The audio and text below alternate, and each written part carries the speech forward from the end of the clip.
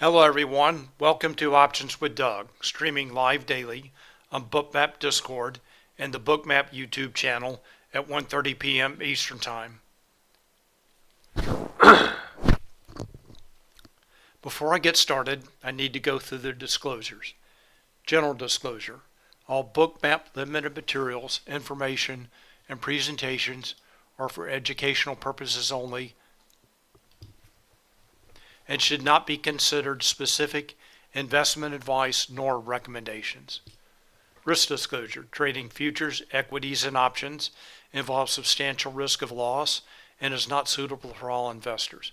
Past performance is not necessarily indicative of future results. The focus of my presentation and the focus of the Options-Doug chat channel in Discord is options, order flow, the impact of options markets on stocks and futures, and the influence of market maker hedging flow on price action. I have a two-step process for trading, and the first is planning, and I use positional analysis. I look at how traders and market makers are positioned in the options market and how those positions change from day to day to develop a thesis regarding the expected trading range and volatility for the day, as well as a directional bias. And the second step in my process is execution, and I look at real-time order flow in Bookmap and real-time market maker hedging flow on Spotgamma Hero to confirm my thesis, and for setups for entries and exits. And when I talk about setups, I will be talking about an underlying asset, and those setups can be taken with futures contracts, shares of stock, or options. Questions and comments are welcome, and I will be watching both the Options-Doug chat channel in Discord and the chat in YouTube for your questions and comments. And hello JJK, glad you're here, and hello Karma FX, glad you're here as well. Welcome. What I want to cover today, my agenda: first of all, go over news, economic data, and events and earnings for the week. Then I'll go through my positional analysis. Then I want to review some setups from this morning, and then we'll talk about the live market. And when I get to the live market, if anyone has any stocks they want me to take a look at, please let me know, and I'll be glad to do that. All right, let's start with economic data and earnings for the week. So let's go to economic data first. So tomorrow, I'm just going to highlight the high impact numbers, at least according to Daily FX here. So first, tomorrow, 10 a.m., ISM PMI data, also construction spending, JOLTS, a variety of economic data comes out at 10 a.m. tomorrow. And then on Wednesday, the ADP employment report comes out at 8:15 a.m. Eastern Time. And on Thursday, jobless claims, and then at 10 a.m., services PMI. And then on finally on Friday, the big economic report for the week is the employment report, 8:30 a.m. on Friday. That's the employment report that comes out on the first Friday of every month at 8:30 a.m. Eastern Time. All right, so that is the economic data for the week. And trade and sale, hello. You're welcome. Thank you for your kind words. All right, so that is economic data. There are also some important earnings reports this week. So first of all, I guess they really aren't talking about it on the news. Most is Apple and Amazon. We'll take a look at that in just a moment. So tomorrow, after the market closes, AMD reports. This may be difficult to see. Let me zoom in on this. This is a new earnings calendar from Spotgamma. So this is showing AMD. I just go over the stocks that I follow. AMD reports after the market closes tomorrow. The expected move, percentage move, 6.67%, plus or minus. So that's AMD on Tuesday. And then, of course, the big reports are Apple and Amazon on Thursday. Amazon looking for a plus or minus 5.5% move, expected move, and then the expected move for Apple is 3%. So those are the key earnings reports for the stocks that I follow: large cap tech, Magnificent Seven. Okay, so that is the news items for the week that I want to cover. So again, just to summarize, big events for the week is the employment report on Friday, and then Apple and Amazon earnings after the close on Thursday.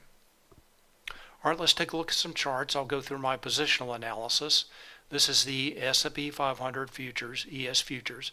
And before I take a closer look at this chart, I want to take a look at a larger time frame. So I'm going to take a look at SPX. This is a 30-day, 1-hour chart for SPX and Thinkorswim. Let me point out the levels on this chart. The dashed purple lines are showing the lower and upper weekly expected move. That's from the options market, the expected move for the week. And then the dashed blue lines are showing the upper and lower daily expected move, again from the options market. So far SPX is trading within the daily and weekly expected ranges. All right, so those are the anticipated ranges for the day and the week. Let's take a look at some Spotgamma levels now. So first of all, these are proprietary Spotgamma levels shown with the dark red lines, red horizontal lines. First of all, there's the put wall. That is for SPX, the put wall, the strike with the largest net negative gamma that can be expected to act as support. And remember last week was the first week after July expiration as levels were shifting around. The put wall was moving quite a bit, and maybe it appears to have stabilized at 4,500. So it was at 4,500 on Friday and remains at 4,500. Again, that's the strike with the largest net negative gamma that can be expected to act as support. And then the next level up is the volatility trigger at 4570. That is Spotgamma's proprietary gamma flip level. Below that level, market makers' position on the gamma curve is negative. In a negative gamma environment, market makers have to trade with price to hedge their delta exposure, and that tends to enhance or increase volatility.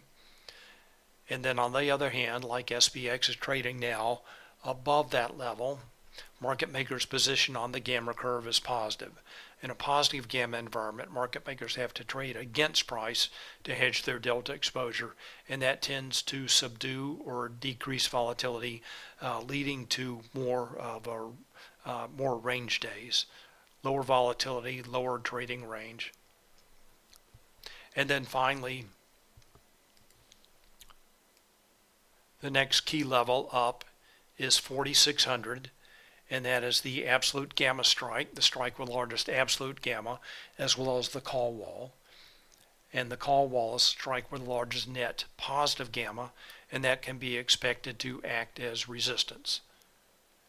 And Spotgamma sees that along with the SPY 460 call wall as the upper end of the range. All right, shifts in levels for the SPX. The volatility trigger did shift higher slightly from 4565 to 4570. Also, the absolute gamma strike shifted higher from 4550 to 4600. So bullish shifts higher for SPX, and the same for SPY. The volatility trigger and absolute gamma strike also shifted higher. All right, let's take a look at another chart with just SPX levels.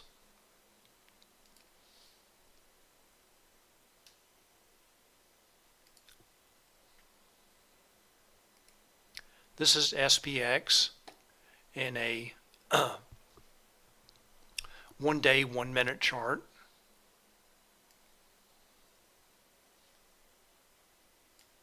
We just focus on today. So SPX trading in a very narrow range, and this is as anticipated due to the positive gamma.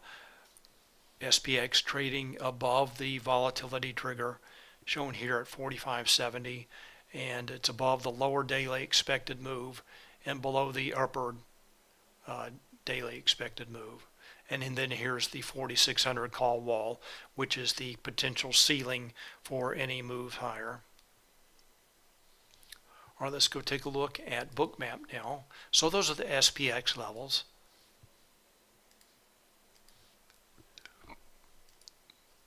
And for ES, I have my own cloud notes, and I have the same SPX levels, and I also add in SPY levels. So there's the SPY 458 that did act as resistance earlier today. Here's SPY 457. Those are just round numbers. They're not gamma levels. Then here is the volatility triggers below for SPX and SPY. And here's the 45.75 large gamma 2 level, along with the right at the same level as ES 4600. That level did act as support. So for most of the morning, ES was trading in a range between SPY 458 on the high side and SPY 457 on the low end until it broke below, around 12:30. This final test, and it broke below. All right, so otherwise not a lot to see here. Very narrow range, up and down. Order flow looks bearish to me. Icebergs, stops, CVD, all negative. All right, I talked about shifts and levels again for SPX and SPY. Both the volatility trigger and absolute gamma strikes shifted higher. All right, let's take a look at Nasdaq now.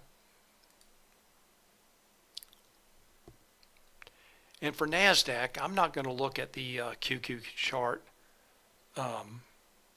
It did not have the 383 and 382 levels labeled. Let me just go take a look at something. So these are the daily index levels for QQQ. And note, this is indicating that 382 is a large gamma 2 level and 383 is the 0 gamma level. So those are gamma levels. They're not shown on the QQQ Thinkorswim chart that I normally look at. So I'll just stick with Bookmap here. So in Bookmap, I'm showing, again, my cloud notes. I have NDX levels, QQQ levels. There's the 385 QQQ call wall.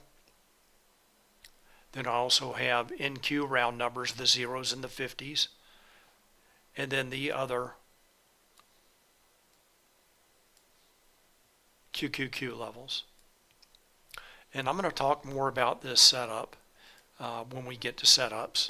And this is absolutely fascinating.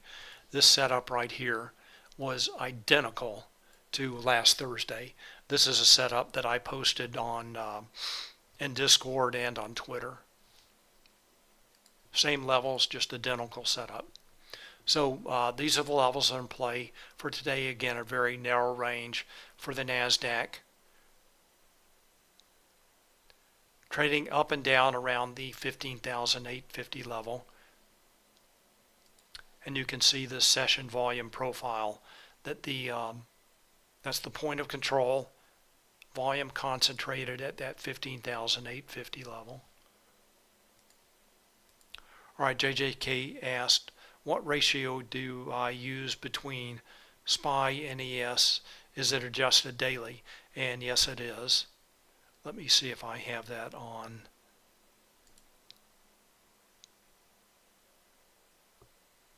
I do have that on this chart.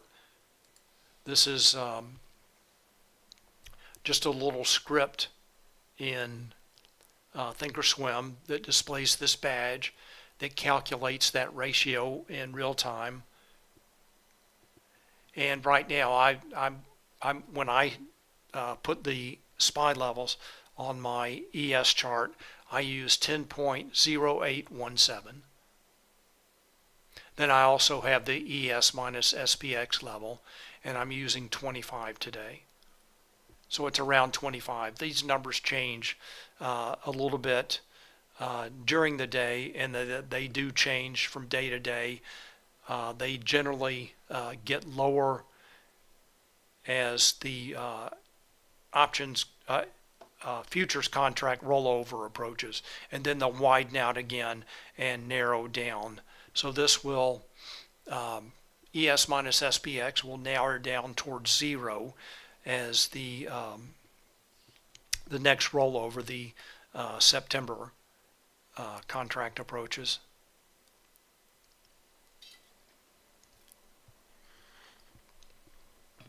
Or the September rollover approaches.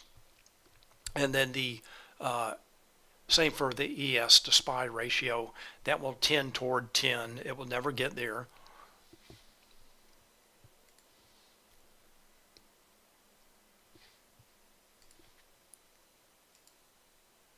All right, so here's Nasdaq. I've talked about the levels. And JJK, I do the same thing for Nasdaq. I have that on my QQQ chart. All right, let's take a look at a little bit more data here for the positional analysis. I'm going to go back to, whoops, here we go. Going to focus on gamma notional. This is market maker's position on the gamma curve. This gives us an idea of the how to anticipate the volatility and trading range for the day. So this is the gamma notional market maker's position on the gamma curve for SPX, SPY, NDX, and QQQ. And for SPX, that number is positive. These numbers all did increase from last Friday, so they became more positive or less negative. So SPX, gamma notional, is positive, market maker's position on the gamma curve, slightly negative for SPY, and shifted, so less negative for SPY, and then for QQQ shifted from negative to positive. So gamma notional for QQQ on Friday was minus 441 at the beginning of the day and shifted to 76, positive 76 today. So if we look at the Vanna models, they'll be pretty neutral. So let's just do that. We'll just take a quick look.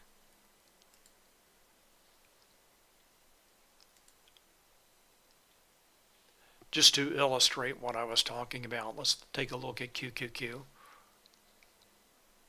Go down to the Vanna model.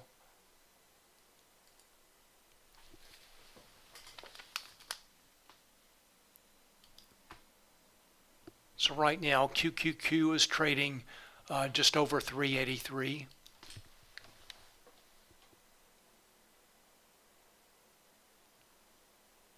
So that's right here. What this is showing is there may be a slight tailwind as price increases. This chart is showing market makers delta exposure and how that changes with price. The purple curve is showing how market makers delta notional changes with changes in price and applied volatility. So what that is showing is if price increases, again, just a slight tailwind, market makers can buy back short hedges. And if price continues to increase, whoops, wrong tool, they will have to start selling futures. Then on the other hand, if price decreases and implied volatility increases, they will have to sell futures to hedge their delta exposure. So on the right side here, this is typical of a positive gamma environment, and then on the left side, typical of a negative gamma environment. And let's just compare that curve with Friday. So this is typical of a more negative gamma environment. We're really looking at this side of the curve. And it works both ways. So if price decreases, market makers will need to sell futures. And as price increases and implied volatility drops, market makers can buy back short hedges.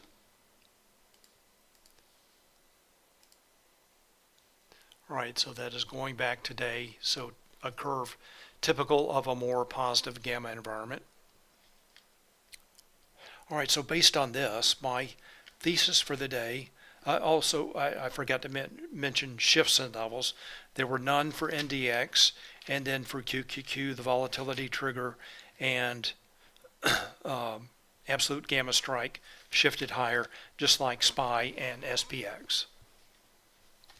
So based on this information, first of all, I was looking for a lower volatility day based on the increase in gamma notional for the SPX, SPY, NDX, and QQQ. This, so the gamma notional shifted higher, looking for a lower trading range, a lower volatility day trading range, and also a directional bias bullish based on the shifts in levels. All right, so that was my thesis for the day. All right, let's take a look at some setups. I'm going to start with the S&P 500. And let's go take a look at Hero here. This chart is from Spotgamma. It's the Hero signal, hedging impact real-time options. It is showing price with the white line here, price for SPX. And the purple line is the Hero signal. That's showing options trades and market maker hedging activity for a combined signal for SPX, SPY, XSP, and ES futures. And this is what you want to take a look at if you trade any form of the S&P 500, whether that is ES futures, SPY shares or options, or SPX options. This is what you want to take a look at, this combined signal. This is what is driving price action very often in the S&P 500, these options trades. All right, let's zoom in on this. I want to focus on a couple of setups from this morning.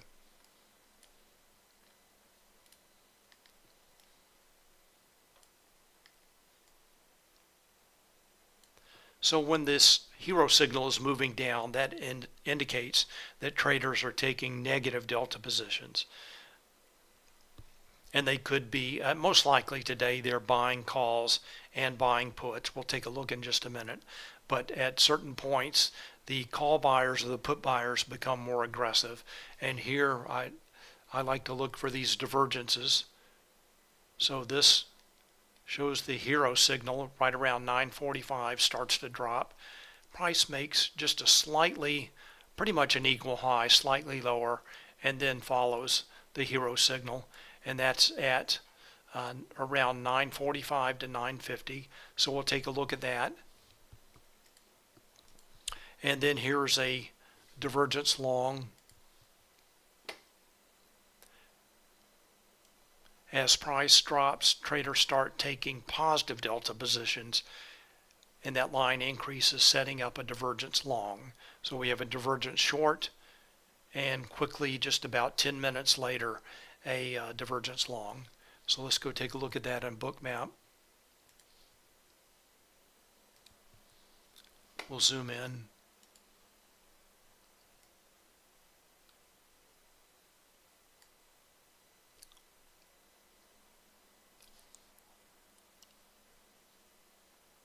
Zoom in just a little bit more. All right, so remember, around this time, traders started taking negative delta options positions shown by Hero. And you can see both times when price reverses lower, green dot shift to pink dots, aggressive sellers start to come in, and price reverses lower at the SPY 458 level. So that was the short setup, and the move was fueled lower by aggressive sellers, pink dots, also sell stop orders. And then price reverses higher as options traders started taking positive delta positions after that quick drop. You can see the aggressive buyers start to come in and move price higher. So a divergence short and a divergence long for the S&P 500 this morning. And we'll take a look at the live market in a few minutes and see what's going on now. And so far, order flow again looks pretty bearish to me. These are iceberg orders, negative, stop orders, negative, and cumulative volume delta also negative. All right, let's go back and take a look at Hero.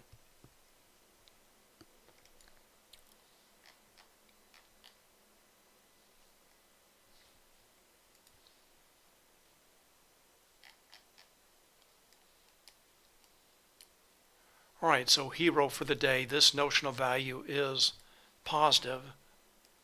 So net for the day, options traders are taking positive delta positions. We'll see what they're doing. So they are buying calls. That's shown by the rising orange line. The positive notional value, 1.46 billion. And they're also buying puts, but the call buyers are more aggressive. They're buying puts that is negative 167 million versus positive 1.47 billion.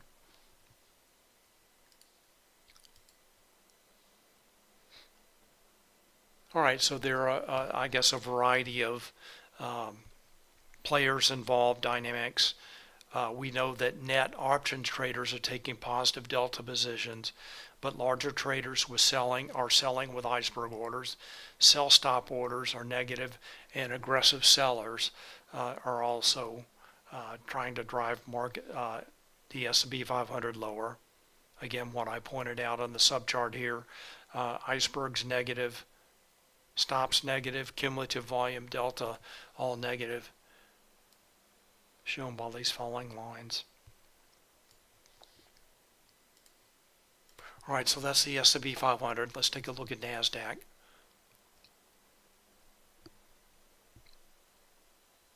All right, let's focus on this morning setup. And note the levels here. This reversal at NQ 15,900, and then a retest of the QQQ 384 level, and then the move lower. So those two levels in play.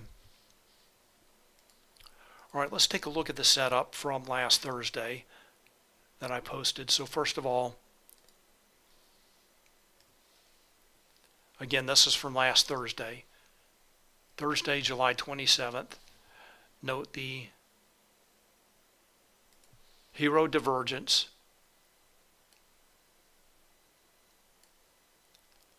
and then price starts to move lower. Just a beautiful hero divergence setup. I think I did actually post this just after 10 a.m. and then I posted the follow-up, the annotated setup later on that evening. All right, so that is the hero signal for Thursday for Nasdaq. That is the combined signal for NDX and QQQ.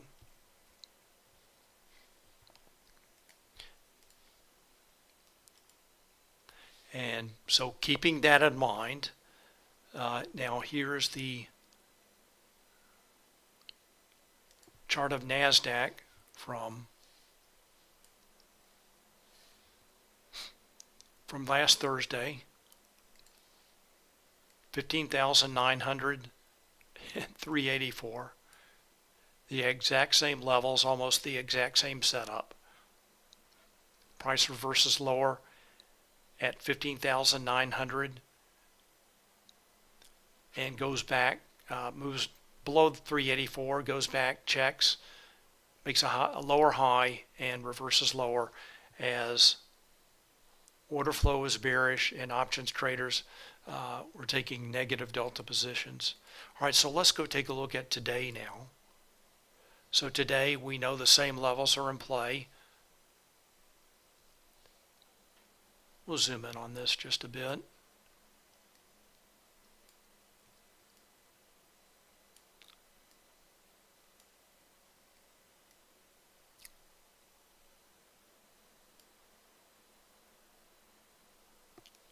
And so far, order flow not quite as bearish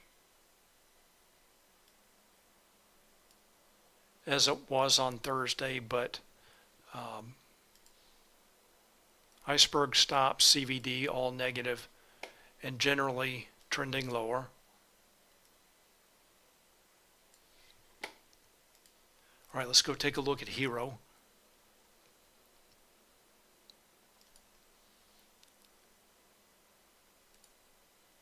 We'll take a look at the signal for Nasdaq. This is a combined signal for NDX and QQQ.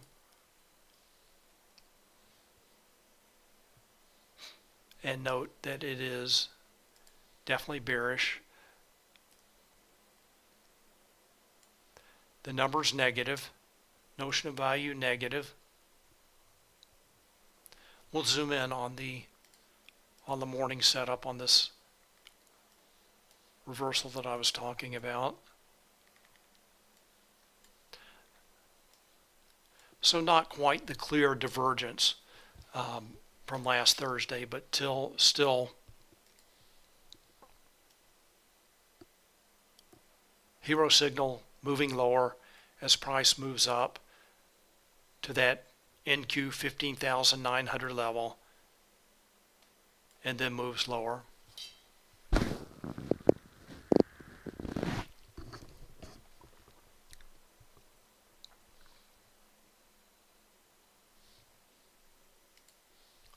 All right, so there's the morning setup. Let's go back. We'll take a look at Bookmap again. So again, identical levels to last Thursday. Almost a very similar pattern, and Nasdaq moves lower.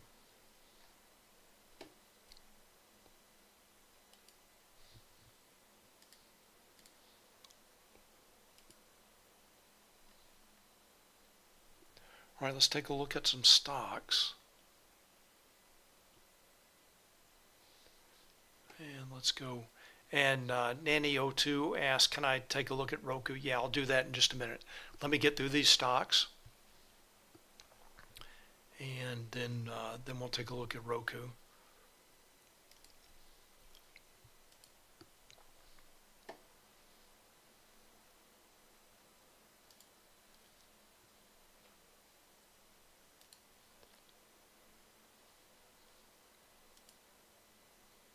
Oops. Go to my watch list.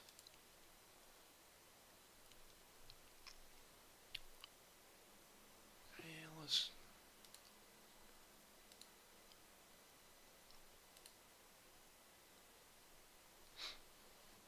and this wasn't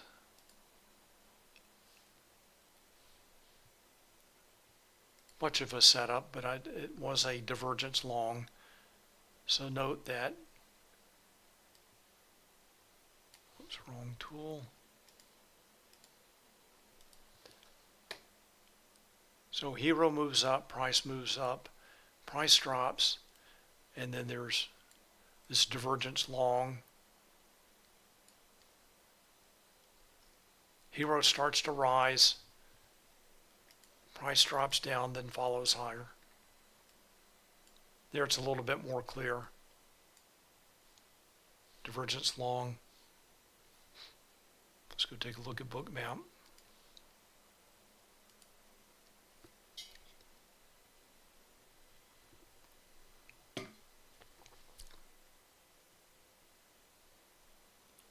So really not much range in Amazon today. There's long entry good for about a point, 132.50 to 133.50.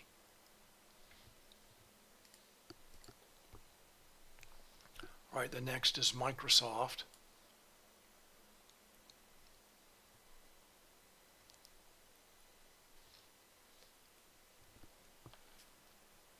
And here I saw a confirmation long this morning. Let's go back, take a look at Microsoft.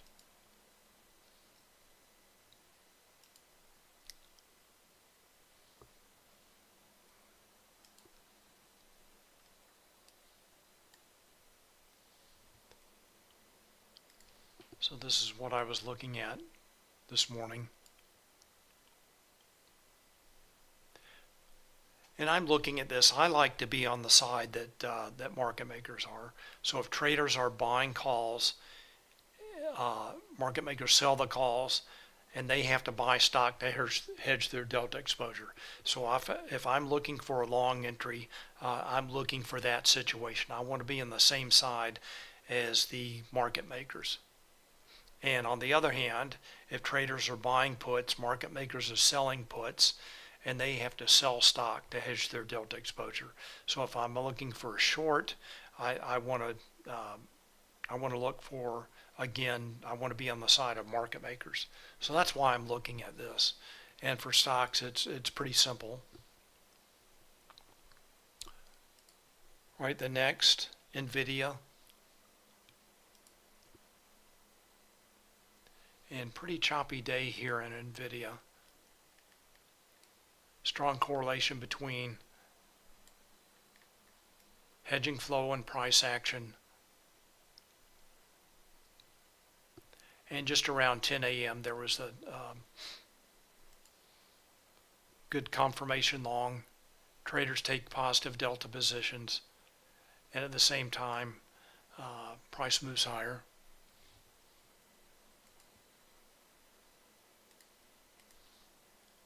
Let's go take a look at NVIDIA.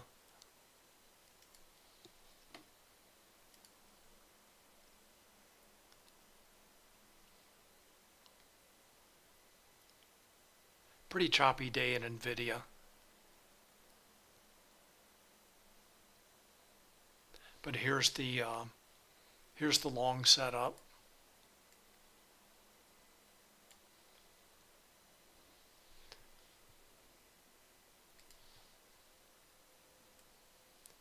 Sharp drop, trend break,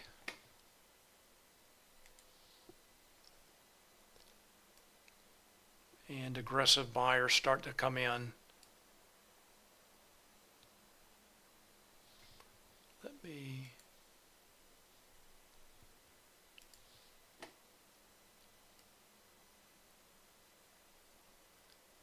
bump up the volume dots a little bit, make them a little bit easier to see. So you can see the shift in order flow here. A lot of aggressive sellers on the way down, and then aggressive buyers start to come in. Large pink dots on the way down, V bottom, and aggressive buyers start to come in. So a move higher for 2 or 3 points, depending on when you got in.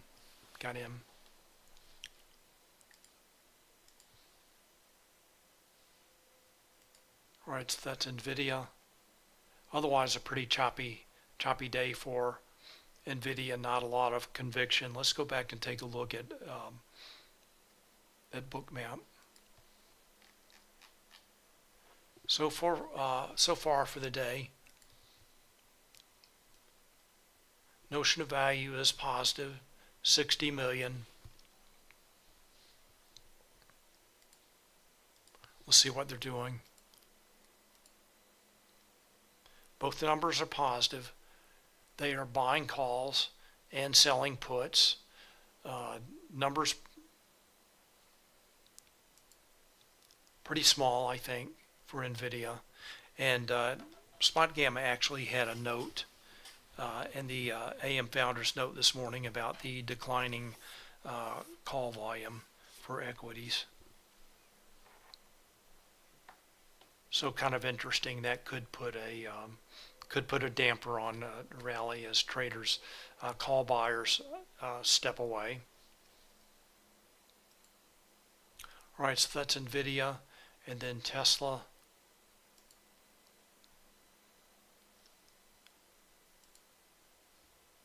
Strong correlation between hedging flow and price action here. Oops. Let's see what traders are doing in Tesla. And net for the day, they are buying calls and selling puts. Both those numbers are positive.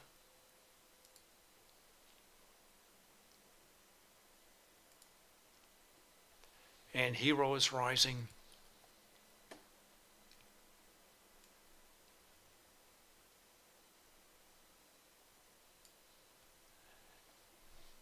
Tesla's making some deeper pullbacks, but giving good opportunities for longs.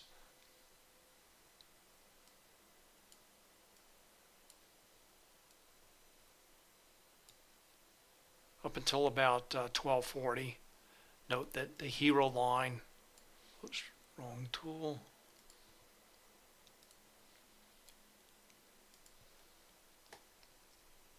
Hero line levels off.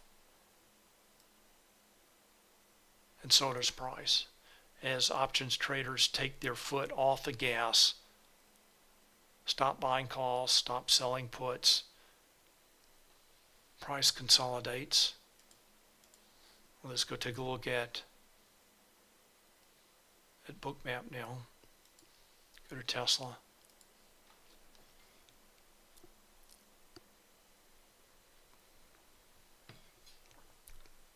So I have the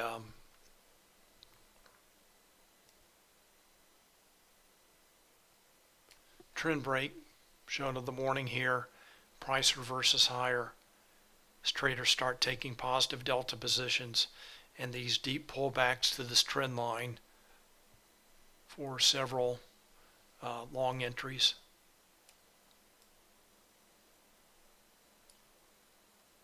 And you can see in these two long entries the shift in order flow. The aggressive buyers start to come in, shown by the green volume dots.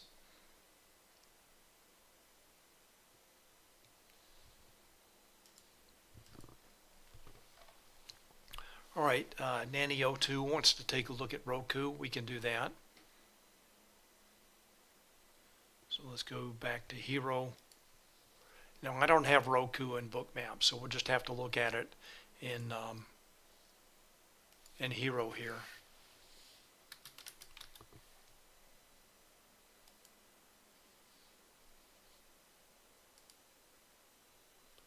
And I thought I saw Roku here in these in this list of trending stocks. No, that was Fubo that I saw. All right, so here is Roku. Very strong correlation between options trades, hedging flow, and price action.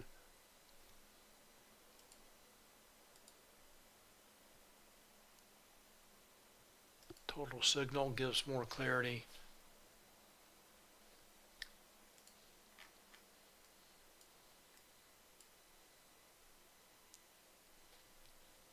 So options traders were pretty aggressive right after the open, driving price up from around 91.50 up to 96.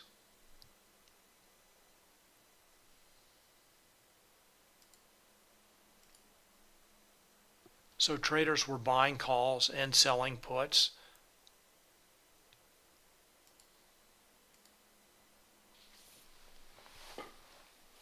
All right, so Nanny02, hope that helps. Let's see, does Roku report earnings this week?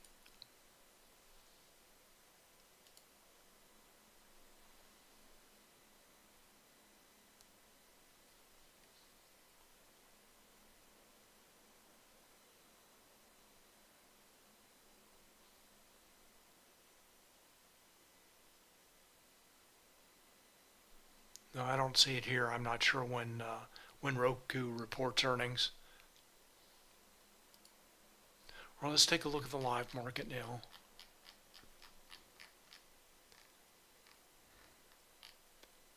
So there's Roku. Options traders taking their foot off the gas, and price follows.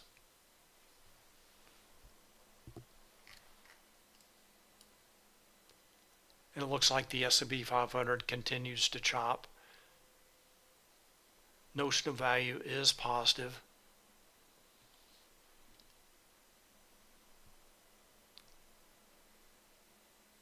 Let's go back to Bookmap.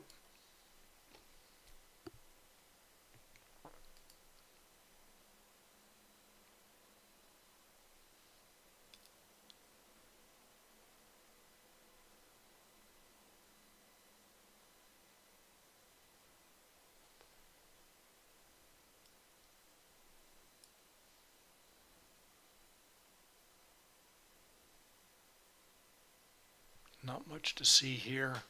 Let's take a look at Nasdaq.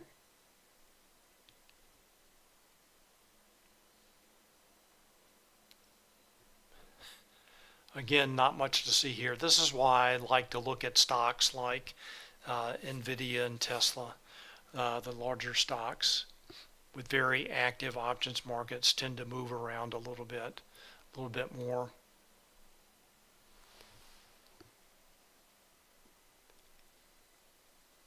See if we can get a read on Nvidia maybe.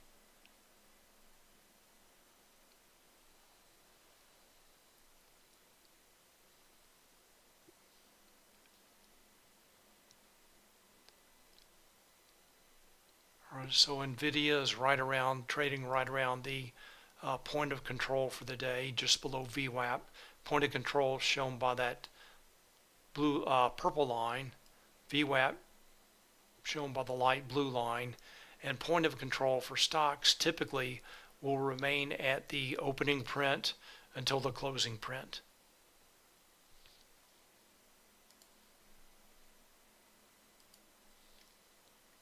Let's zoom in on this a little bit.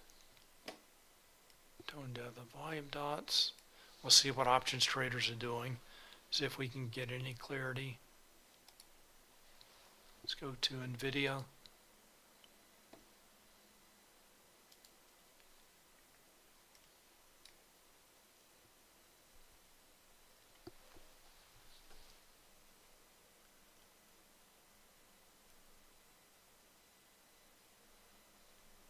All right, so Andrew asked, he says he's new to Bookmap. Hello, welcome, glad you're here. New to Bookmap, reading heat maps. How can I tell when liquidity is pulled from the order book versus when it actually stays and gets filled? And that's a great question for Bruce. Bruce is the Director of Education at Bookmap, and he has a live daily webinar at 10 a.m. on Monday, Tuesday, and Friday, and he likes to look at the S&P 500 at that level, looking at when liquidity is added and pulled. That's something that he does very well. I typically do not look at the heat map for the S&P 500 at that level. I'm looking at a little bit larger time frame. So let's go, we'll take a quick look here. So to tell if it got filled or not, maybe we can do that with Nvidia. But I would still ask Bruce. You really just have to zoom in.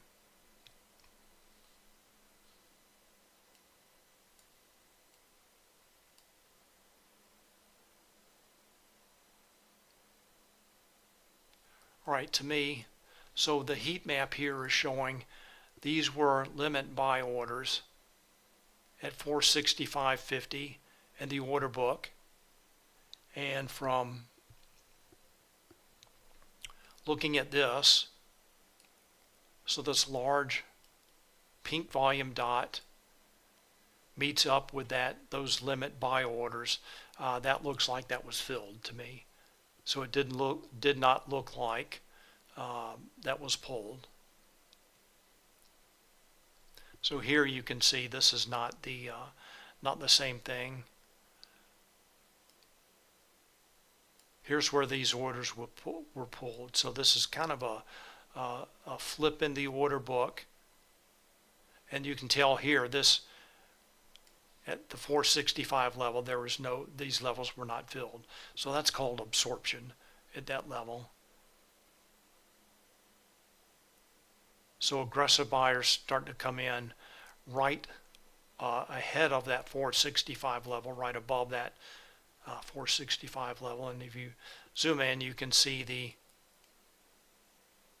all these orders in the order book, these limit orders, and traders put them in. It looks like they might have been filled right here.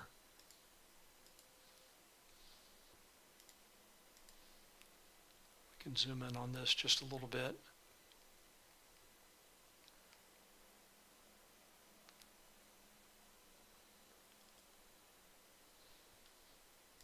So no fill here. No fill here. Looks like this was filled. Partially anyway.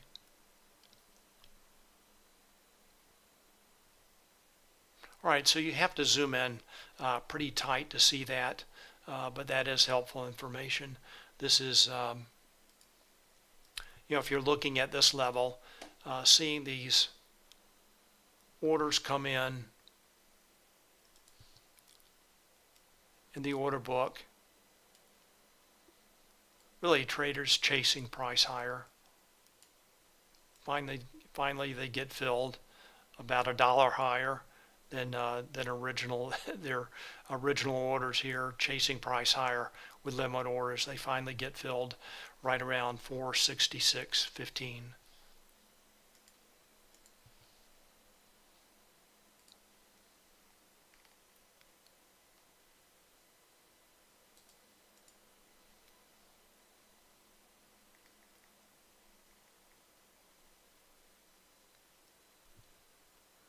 All right, so Andrew, hope that helps.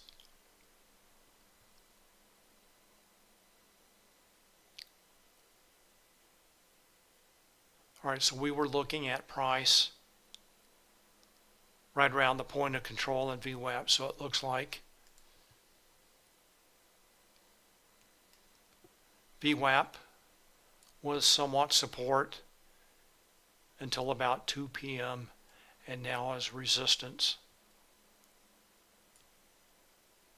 Let's see what options traders are doing.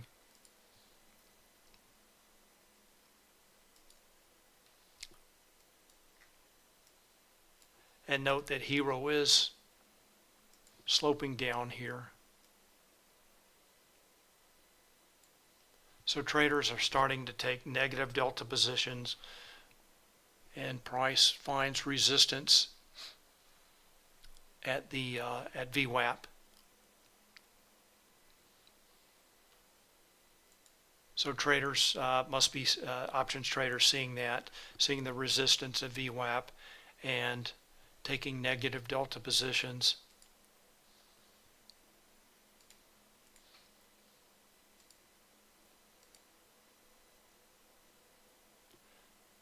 So they stop selling puts. Notice the put line is flat, and they start selling calls, shown by the falling orange line.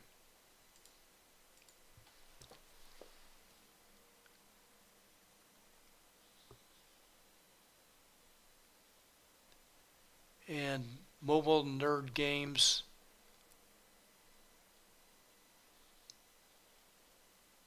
I'm not sure I understand your question.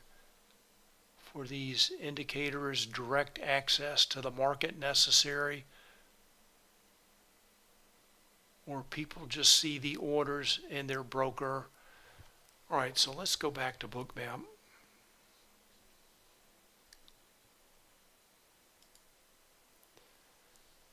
So for stocks, I have separate data subscriptions. One for futures, that is rhythmic data. And then for stocks, I subscribe to DXFeed. And this gets stocks data from a variety of exchanges. This is this current order book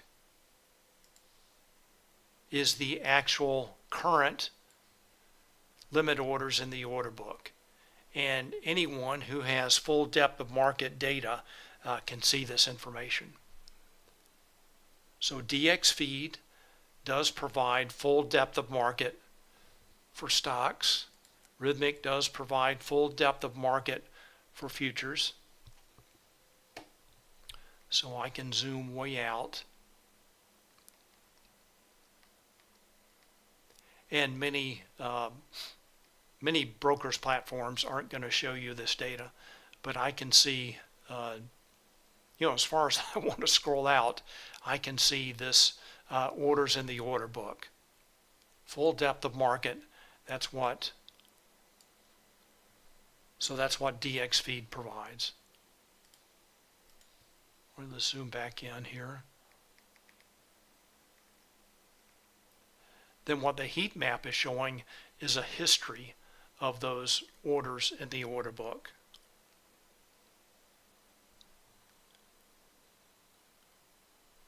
All right, so back to Andrew's question. So that is showing, it looks like the orders in the order book at just after 14,222 were filled. So this is a history, showing a history of the orders in the order book. This indicates they were filled, and those orders are no longer in the order book. Look at the number now.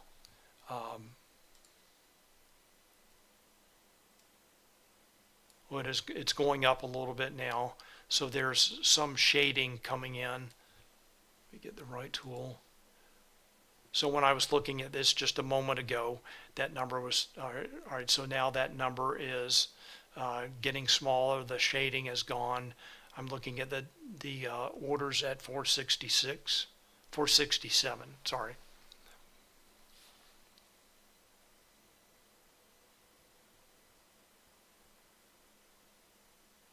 So the darker and thicker the line, the more orders in the order book.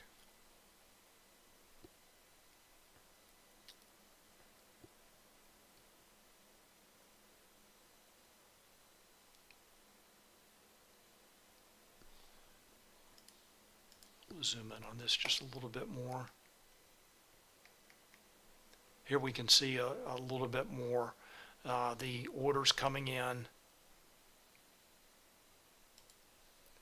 So if orders come in at 467, this band of shading will become darker.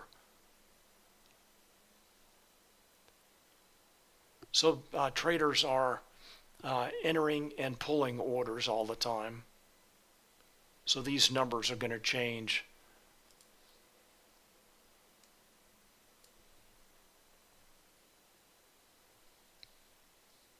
Right, so again, this is using data from DXFeed. It gets data from a variety of exchanges, mainly Nasdaq and EDGX. All right, let's take one last look at the broad market, and it looks like now NVIDIA is trending lower as traders take negative delta positions.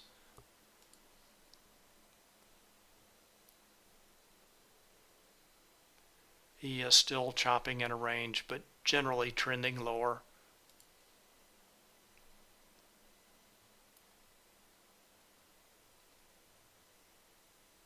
And same for Nasdaq. All right, my time is up. I want to thank everyone for watching. Thank you for your questions and comments. And I will see you tomorrow. Thanks again. Bye.